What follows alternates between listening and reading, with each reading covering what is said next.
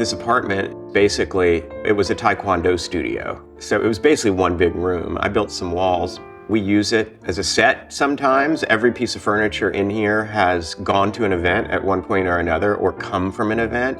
Today we're setting up tabletops to shoot for our friends at Oscar de la Renta because they're launching a new stationery line.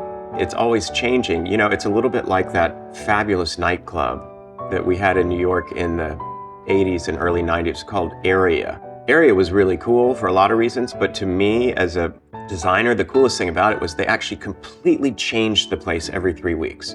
So you might go to Area and it was all decorated like you were on the bottom of the ocean. And then 3 weeks later you would go and it was like you were standing on the moon.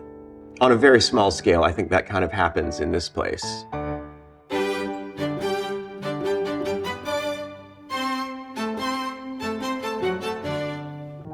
The first half of your life, in a way, is, God, this sounds like a valedictory speech for my life. I think it's an accumulation and it's a collecting, it's accretive. You're meeting people, learning new things, you're seeing new places. Perhaps you get to this point, and it's not one moment, but it's this gradual shift where having filled your field of vision with the people, the places, and the ideas, and the topics, you start to actually be able to decide what of those things you want to invest more in. And I would say that I find myself doing that more and more. And so I didn't know this was a job growing up.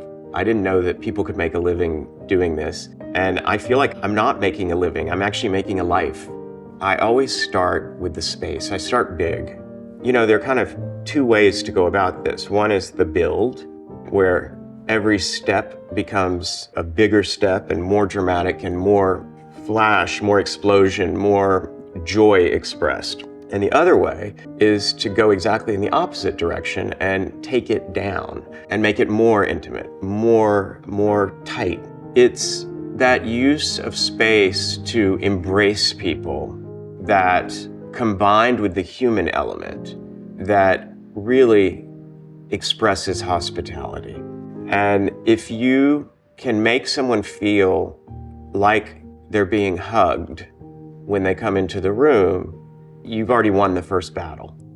When I say that, I mean you come in and there's some kind of interaction that's warm.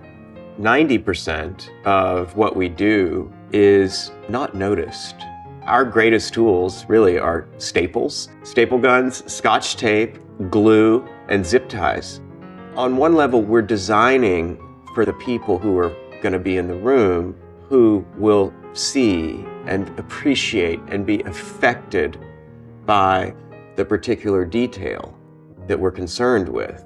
However, who won't notice the specific detail, who wouldn't notice one detail about the finish on a vase or the texture of a napkin, or how the tablecloth feels as it brushes against your knee when you're sitting at the table. They may not notice that one thing, but they notice the mosaic of those things, the combination of those things, the use of positive and negative space. All that together combines to make people feel good. So nothing is wasted. I love to add whimsy to a situation. I think that we're always sort of trying for high and low. I think people, when they come into a space, you want the drama, you want the majesty, you want that feeling of you're at La Scala and the lights go down and the curtain goes up and one single spotlight comes and it's the most beautiful woman you've ever seen, and then she starts singing and her voice picks you up and lifts you up to the ceiling of the room. But we're also human beings, and in the midst of all that drama, we still also want to feel safe. I'm not giving my party when I'm in the room with a client. I'm giving their party.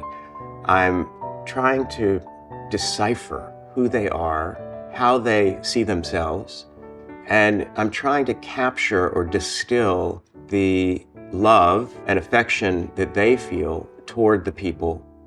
Events to me are really a sort of transliteration of emotion, and the emotion is love.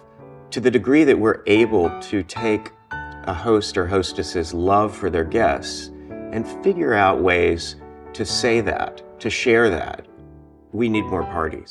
The world needs more parties. People need to break bread with each other.